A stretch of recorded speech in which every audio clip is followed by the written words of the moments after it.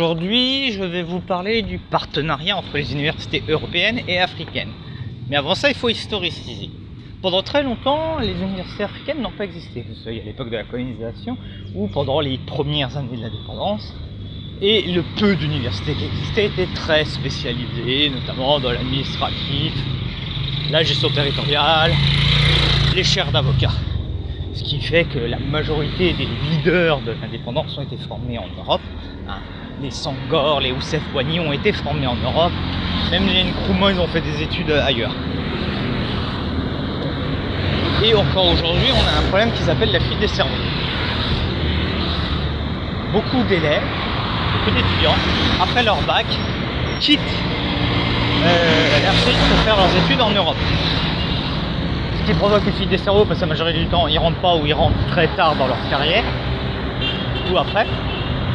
Ce qui fait que la majorité de vos élites africaines sont formées à l'étranger, c'est-à-dire on est formé à l'extérieur. Comment voulez-vous, par exemple, que des présidents aient que faire des études supérieures? Ils n'ont jamais fait leurs études supérieures en Afrique. Ils les ont fait en Europe. Et puis tu es formé à l'étranger, quoi, avec les logiques, les façons de penser et tout ça. Et c'est l'énorme problème. Alors, les universités se sont développées, mais elles ont rencontré plusieurs soucis. Question de moyens, question de professeurs, question de formation, question de débouchés. Parce que par exemple, on prend l'exemple du Togo, on a beaucoup de nos Z-man qui sont des universitaires, fraîchement diplômés, mais qui n'ont pas de boulot parce qu'il y a des vieux croulants qui se maintiennent à des services jusqu'à 65, 70 passés. Et ouais! Et ouais.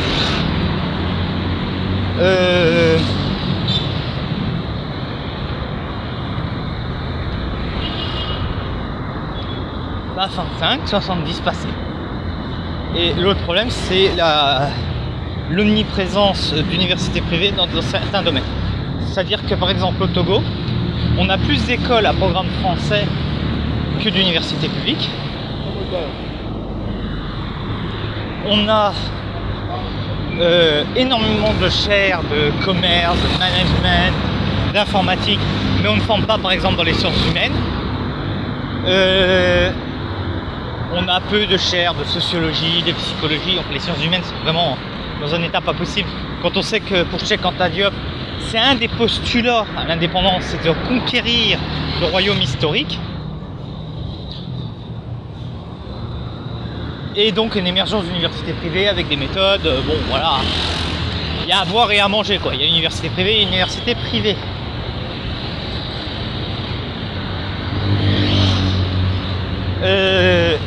Alors, une des solutions est un partenariat avec les universités européennes. Mais pour cela, il faut renouveler les partenariats. Ah, malheureusement, la majorité des partenariats, c'est vous faites 2 ans en Afrique et la dernière année, vous partez en Europe. Mais il y a une solution qui s'appelle la formation délocalisée. Et c'est là-dessus que je voulais aller après mon speech d'introduction. La formation délocalisée, c'est parfait. Parce que ça comble tout ce qui est lacune technique. Ça comble cet appétit qu'ont les Africains pour tout ce qui vient de l'Europe. Voilà, un diplôme européen, waouh. Donc tu fais une formation délocalisée, c'est bien. Ça évite la fuite des cerveaux parce que les mecs restent ici. Ça coûte moins cher, c'est moins chiant pour le niveau administratif au point de vue psychologique. Parce que c'est hyper violent de quitter son pays, pour quelles que soient les raisons, et partir dans un autre pays. Et ça met un coup psychologiquement et mentalement. Et puis ça permet de rehausser les universités locales.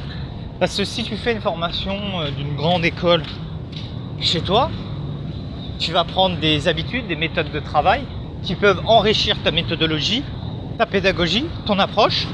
Et là, c'est tout bingo.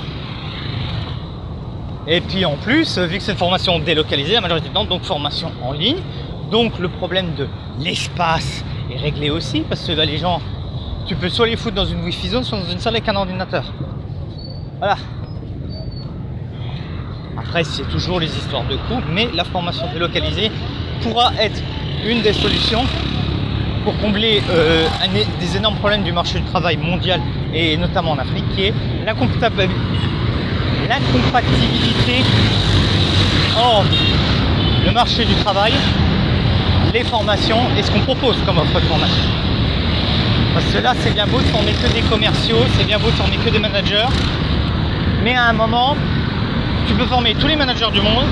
Si vous ne produisez pas ce que vous vendez, vous n'avez que des vendeurs, vous n'avez aucun producteur. Et là, ça pue la merde. Je n'attends rien de 2024. Je sais que 2024 va être une année pourrie comme les autres. Et j'en souffre pas plus.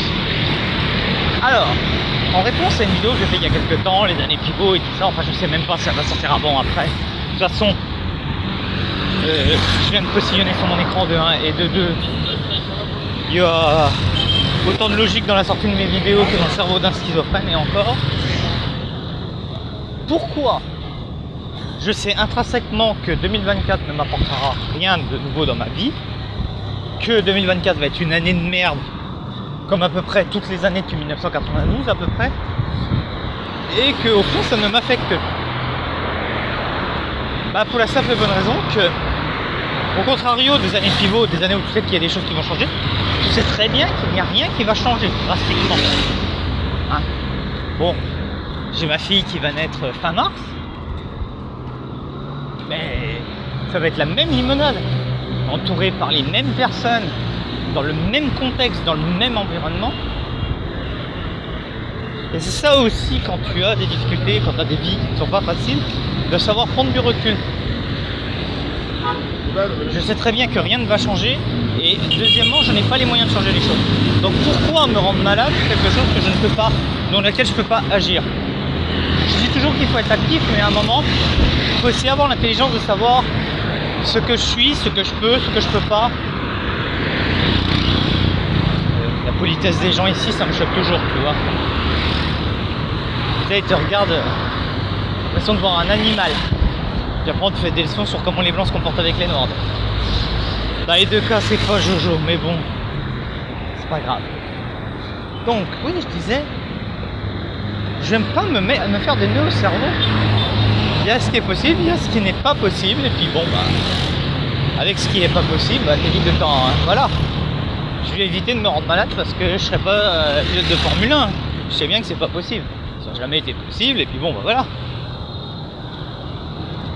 Et puis ça permet aussi de parler un petit peu de l'année 2024. Donc 2024 va être une année, bah bof.